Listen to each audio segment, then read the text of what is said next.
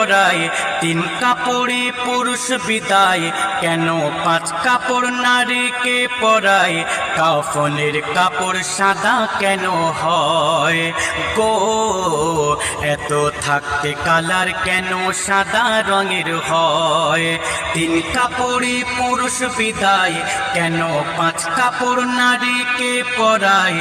তিন কাপড়ে পুরুষ বিদায়, কেন পাঁচ কাপড় নারীকে পরায়?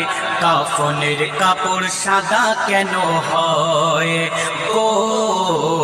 এত থাকতে কালার কেন সাদা রঙের হয়? জান্নাতে মা হাওয়া আর আদম শয়তানের ধোকায় খায় যখন গন্ধ, জান্নাতের লেবাস খুলে যায় তখন তারা জান্নাতের গাছের